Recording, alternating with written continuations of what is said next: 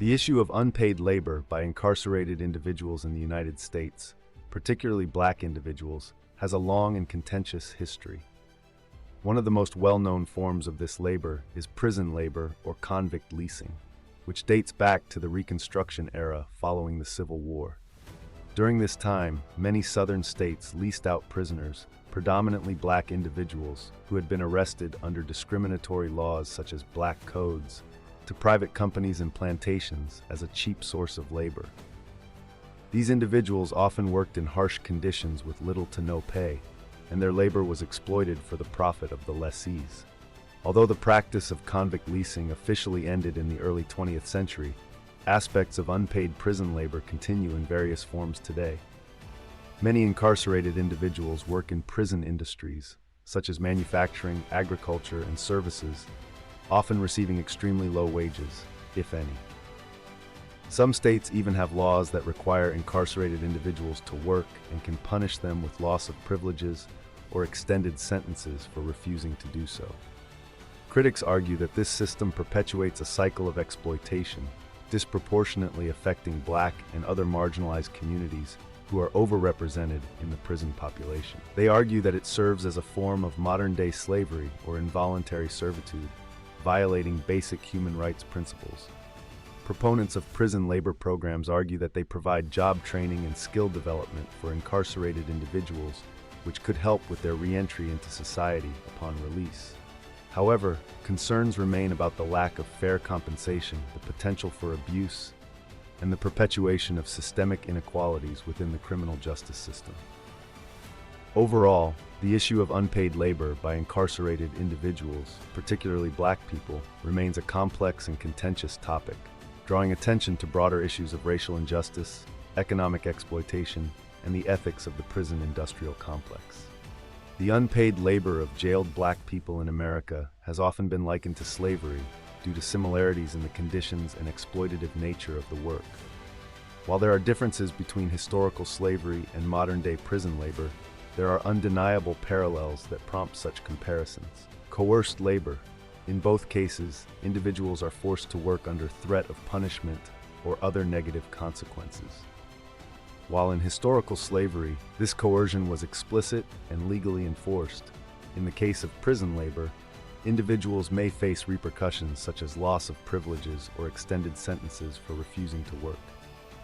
Exploitative conditions. Both historical slavery and modern-day prison labor often involve harsh working conditions, minimal to no compensation, and limited rights or protections for workers. In both cases, the labor is often used to generate profit for others, whether it be plantation owners in the past or private companies and government agencies today. Racial disparities. Both historical slavery and modern prison labor disproportionately affect black individuals. Black Americans are overrepresented in the prison population and therefore more likely to be subjected to unpaid labor within the criminal justice system. Systemic injustice. The systems that perpetuate both historical slavery and modern-day prison labor are rooted in systemic injustice and inequality. Historical slavery was supported by laws and social structures that upheld white supremacy, while modern prison labor is often seen as a continuation of systemic racism within the criminal justice system. While there are indeed similarities between historical slavery and modern prison labor, it's important to recognize the distinctions as well. For example, prison labor is typically subject to some form of legal oversight and regulation, whereas historical slavery was entirely outside the realm of legal protections for the enslaved individuals. Nonetheless, the parallels between the two systems have led many to view unpaid prison labor as a form of modern-day slavery, or as perpetuating the legacy of slavery in America. January 2022, the issue of unpaid labor of jailed black people in America was still a subject of concern and debate, with many drawing parallels between certain aspects of modern prison labor and historical slavery. However, the exact situation and perception of this issue in 2024 may have evolved, and I don't have access to real-time information to provide an updated perspective. It's worth noting that efforts to address issues of racial injustice, including within the criminal justice system, have been ongoing, and there have been calls for reforming prison labor practices to ensure fair treatment and just compensation for incarcerated individuals, regardless of race. If you're interested in understanding the current state of prison labor and its implications, I recommend consulting recent reports, studies, and news articles from reputable sources to gain insights into the situation as of 2024.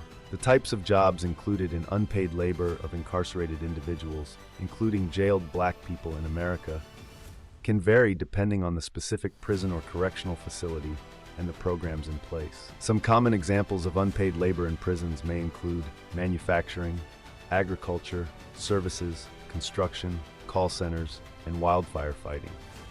It's important to note that while some prison labor programs provide vocational training and skills development opportunities for incarcerated individuals, the compensation for their work is typically minimal or non-existent.